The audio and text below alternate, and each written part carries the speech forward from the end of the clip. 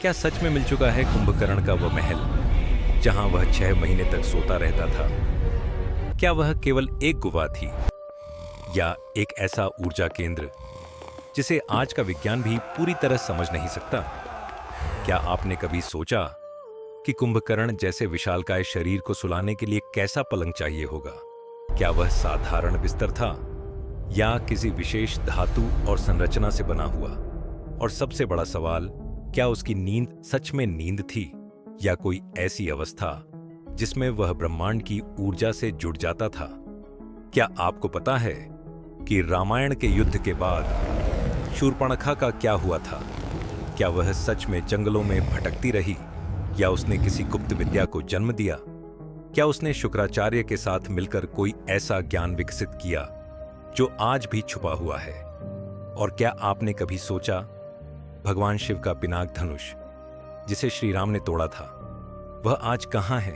क्या वह नष्ट हो गया या किसी गुप्त स्थान पर सुरक्षित रखा गया?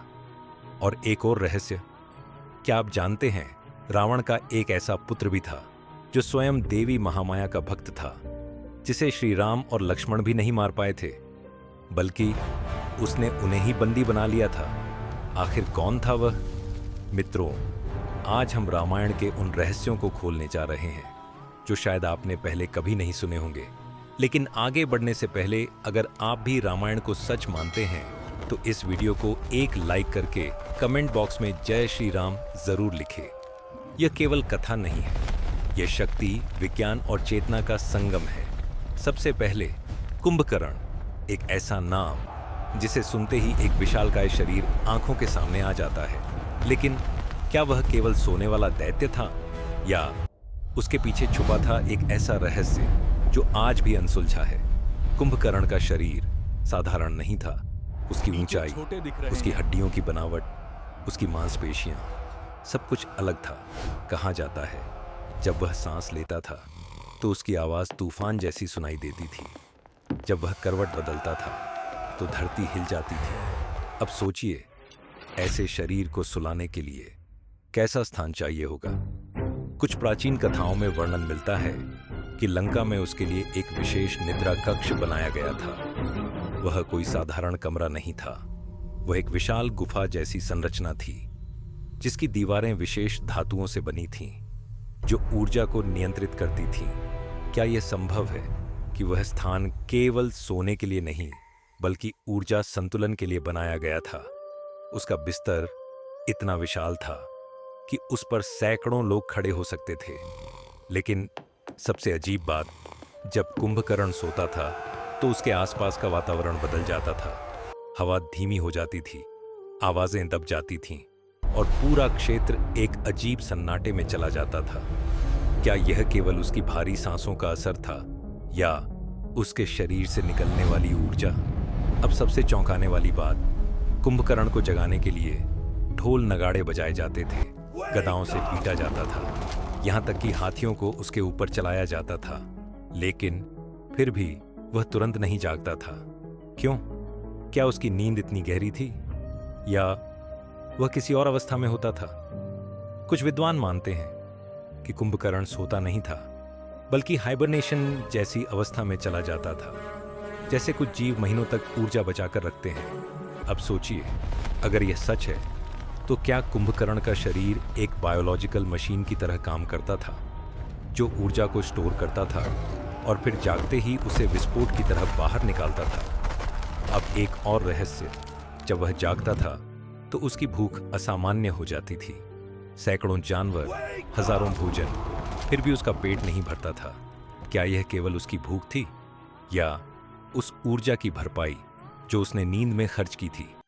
अब सबसे बड़ा सवाल, क्या कुंभकर्ण केवल जन्मा था या उसे बनाया गया था?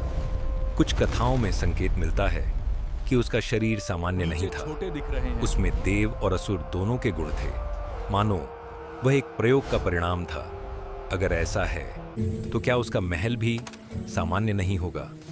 और अगर आज उस महल के अवशेष मिल जाएं, तो क्या हम उसे पहचान पाएंगे या उसे एक साधारण गुफा समझकर छोड़ देंगे? मित्रों, कुंभकर्ण का रहस्य यहीं खत्म नहीं होता, क्योंकि उसकी नींद से भी बड़ा एक रहस्य छुपा है।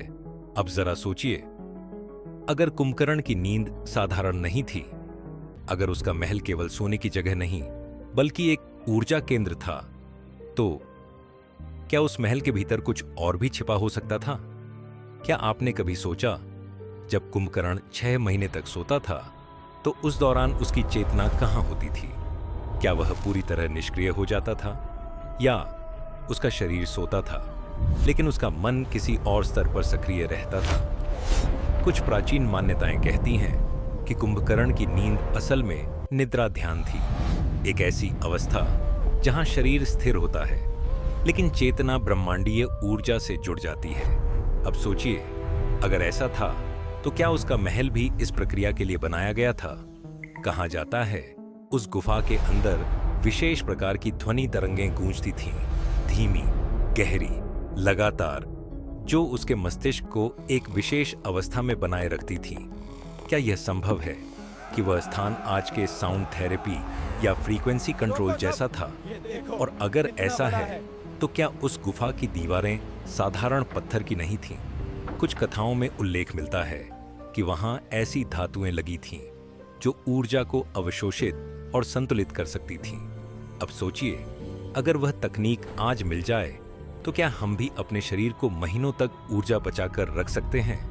अब एक और रहस्य, जब कुंभकर्ण को जगाया जाता था तो केवल आवाज ही नहीं बल्कि कंपन पैदा किया जाता था। ढोल, हाथी, गदा सब मिलकर एक तीव्र कंपन उत्पन्न करते थे। क्या यह केवल उसे जगाने के लिए था या उसकी चेतना को वापस लाने के लिए? अब ध्यान दीजिए, आज भी विज्ञान कहता है कि हमारे शरीर की हर कोशिका एक निश्चित कंपन पर काम करती है। तो क्या कुंभकर्ण का शरीर एक अलग फ्रीक्वेंसी सिस्टम पर काम करता था? अब एक और चौंकाने वाली बात, कहा जाता है जब वह सोता था तो उसके आसपास के जीव जंतु उस क्षेत्र से दूर चले जाते थे। क्यों? क्या उन्हें डर लगता था या वे उस ऊर्जा को सहन नहीं कर पाते थे? अब सोचिए, अगर आज भी ऐसा कोई स्थान मौजूद हो जहां अजीब कंपन महसूस हो, जहां लोग ज्यादा देर रुक न पाएं, क्या वह कुंभकर्ण के महल का अवशेष हो सकता है? अब एक और रहस्य, कुंभकर्ण केवल सोता नहीं था, वह सोचता भी था। कहा जाता है वह रावण के युद्ध यंत्रों में अपना योगदान देता था। क्या आपने कभी सोचा कि लंका में इतने उन्नत यंत्र कैसे बने? क्या केवल रावण ने बनाए या उसके पीछे कुंभकर्ण का भी दिमाग था? कुछ मान्यताएं कहती हैं कि कुंभकर्ण वायुवाहन यानी उड़ने वाले यंत्रों पर काम करता था। क्या यह संभव है कि वह उस समय का एक इंजीनियर था? अब सबसे बड़ा सवाल, अगर वह इतना बुद्धिमान था तो क्या उसने अपने महल में कोई गुप्त कक्ष भी बनाए होंगे जहां उसने अपने प्रयोग छुपाए हों, जहां ऐसी तकनीक हो जो आज भी खोजी नहीं गई? अब सोचिए, अगर कोई उस स्थान तक पहुंच जाए तो क्या उसे केवल पत्थर मिलेंगे या कुछ ऐसा जो इतिहास बदल दे? अगर आपको लगता है कि ये रहस्य सच हो सकते हैं तो वीडियो को लाइक जरूर करें, और अगर आप ऐसे ही रामायण और महाभारत के छुपे हुए रहस्य जानना चाहते हैं तो चैनल को सब्सक्राइब करें और कमेंट में जरूर लिखें जय श्री राम, क्योंकि जितना हम जानते हैं उससे कहीं ज्यादा अभी छुपा हुआ है।